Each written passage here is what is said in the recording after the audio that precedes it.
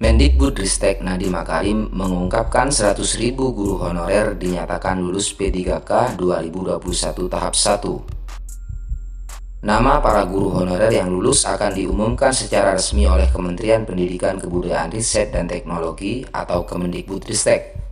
Saya sampaikan selamat kepada guru honorer yang sudah lulus P3K 2021 tahap 1. Ada 100.000 yang lulus.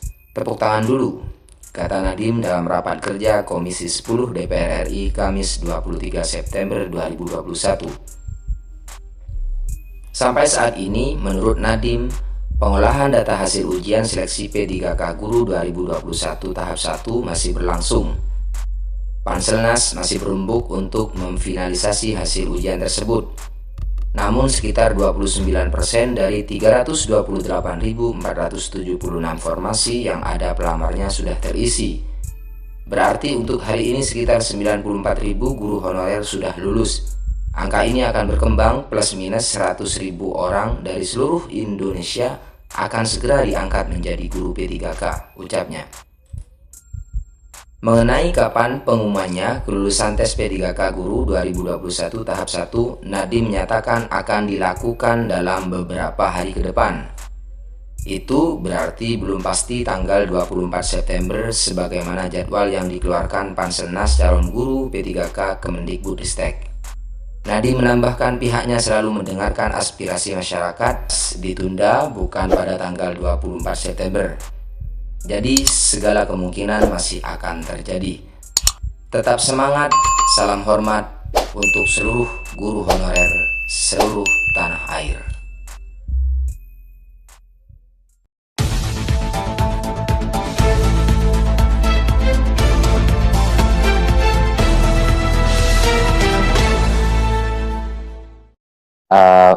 Hampir semua mengenai topik P3K sepertinya sama ya, cuman mungkin aspirasinya agak variatif dari ada yang mau meminta afirmasi dari sisi umur, daerah, jenjang waktu, pengabdian, bahkan sampai se ekstrim semuanya lulusin aja. Nah itu yang kita akan kaji ya. Tapi kenyataannya sekarang tidak mungkin kita tidak ada tes seleksi dan tidak mungkin kita tidak akan ada suatu minimum passing grade. Jadi itu benar-benar satu-satunya alasan kita bisa sejauh ini adalah karena ada passing grade. Itu persetujuan. Jadi mohon maaf tapi itu adalah satu negosiasi yang memang bagian daripada alasan kenapa kita bisa mendapatkan ini. Angka 1 juta itu Bapak Ibu adalah angka kapasitas daripada anggaran. Itu adalah angka kapasitas. Target kita sebenarnya bukan 1 juta. Target kita adalah sebanyak mungkin yang bisa memenuhi kebutuhan minimum menjadi guru yang layak. Saya ingin sedikit cerita. Saya menyuruh tim saya untuk memprioritaskan program guru honorer ini pada tahun 2020 di pertengahan. Itulah saat kita mulai gencar untuk memprioritaskan ini. Dan kami melakukan itu bukan karena ada tekanan politik. Kami melakukan itu karena pada saat itulah kami mulai keliling-keliling ke daerah. Dan pada saat itulah kita mulai menyadari bahwa guru-guru, salah satu guru-guru terhebat yang saya ketemui, yang saya duduki adalah guru-guru honorer di berbagai macam daerah. Kemarin saya baru di tengah hutan di Jambi dengan 6 guru yang setiap hari itu harus jalan ke hutan karena matic motornya nggak jalan, jadi mereka harus jalan 45 kilo. Kadang-kadang anaknya ada di situ, kadang-kadang tidak di Jambi, mengajar anak-anak rimba. Mereka itu semuanya, 6 dari guru yang saya bicarakan adalah guru honorer dengan pengabdian yang luar biasa.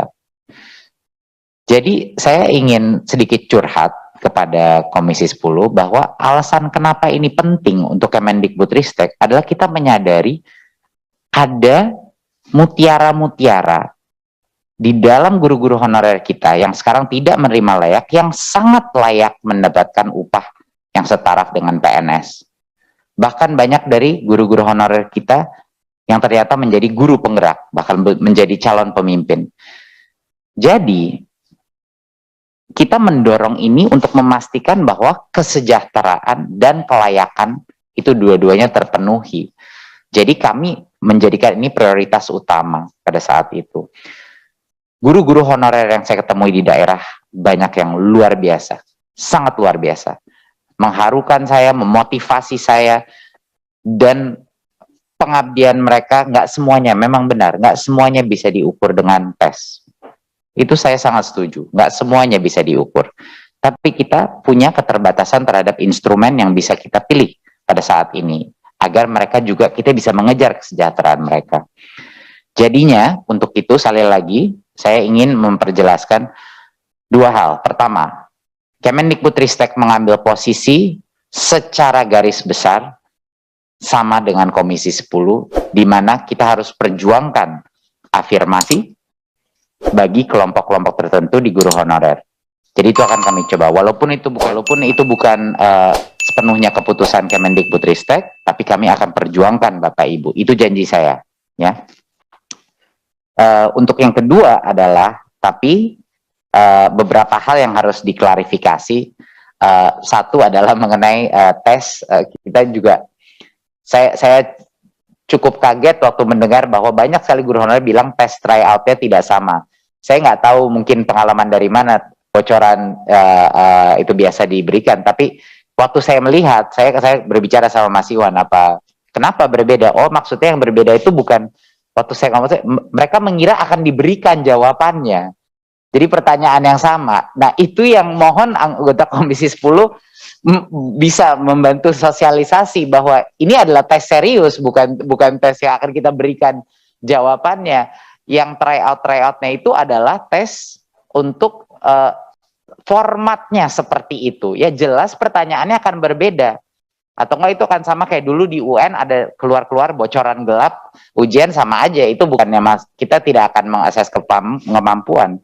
Jadi mohon maaf, tapi mohon dibantu sama Komisi 10 klarifikasi bahwa tesnya itu yang diberikan tryout adalah kisi-kisi. Seperti ini loh contohnya gitu. Lalu akan ada pertanyaan yang berbeda. Kalau pertanyaan yang sama ya itu bukan namanya evaluasi. Nah, itu mohon diperkenalkan.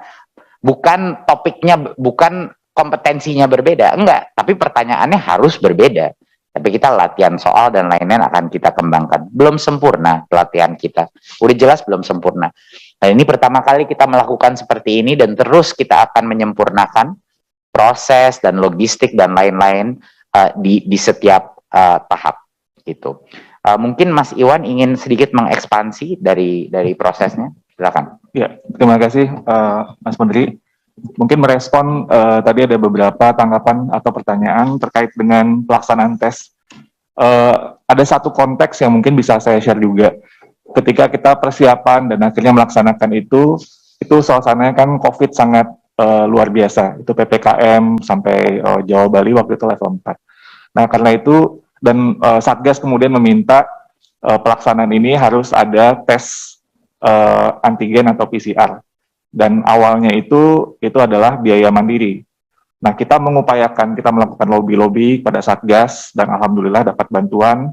Kementerian Kesehatan bersedia untuk membantu Kementerian Dalam Negeri, sehingga memaksimalkan pelaksanaan itu bisa difasilitasi oleh Dinkes dengan koordinasi dengan Dinas Pendidikan. Dan itu yang kemudian menjadi bagian yang ketika untuk pelaksanaannya di daerah itu, karena ini kondisinya itu udah di akhir bulan Agustus waktu itu, ada persyaratan itu. Nah, itu yang kemudian kami coba untuk perjuangkan sehingga semaksimal mungkin guru-guru honorer yang ikut itu bisa difasilitasi tes antigennya.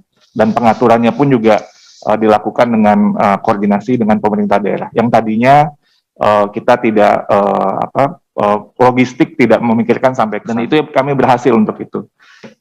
Kedua, ini juga terkait usulan tadi dari Komisi 10 bahwa kami hari ini sudah dalam proses pengiriman surat kepada Panselnas untuk memohon pengunduran pengumuman hasil seleksi tahap 1. Jadi kita mendengar berbagai aspirasi seperti yang Mas Menteri sampaikan, kita akan perjuangkan di Panselnas dan kita akan meminta supaya pengunduran pengumuman hasil sehingga bisa untuk memaksimalkan pembahasan untuk finalisasi dari hasil tersebut. Itu saja Mas Menteri, terima kasih. Assalamualaikum warahmatullahi wabarakatuh. Jadi terima kasih Mas Iwan. Berarti jawaban dari Komisi 10 dari pertanyaan dari Komisi 10 mengenai mohon agar bisa menunda itu sudah kami laksanakan perizinan untuk penundaan tersebut kepada Pansel. Ya, kita tunggu jawabannya. Gitu. Dan diskusinya saya dan Mas Iwan intensif dengan Pansel ini untuk melihat apakah ada jalan tengah yang bisa kita tempuh. Gitu.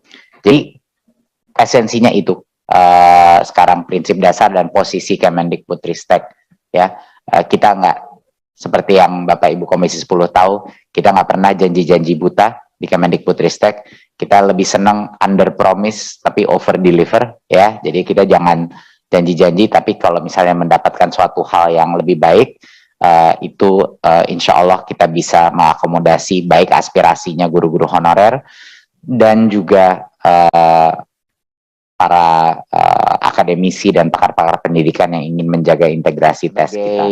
Tambahan informasi, materi tes kita, tes seleksi itu adalah dari guru untuk guru. Yang buat itu guru, ya, yang menentukan juga passing grade-nya, yang menentukan format pertanyaannya adalah guru. Dan tentunya juga didukung dengan dosen dan praktisi dan ahli-ahli psikometrika, tapi terutama guru itu. Jadinya itu benar-benar tes yang mengukur pengetahuan minimal, bukan mengukur di luar itu sebenarnya pengetahuan minimal. Jadi sekedar tambahan saja. Saya rasa sekian, mohon doa restunya dari Komisi 10 agar perjuangan kita terjawab. Terima kasih sekali lagi. Wassalamualaikum warahmatullahi wabarakatuh.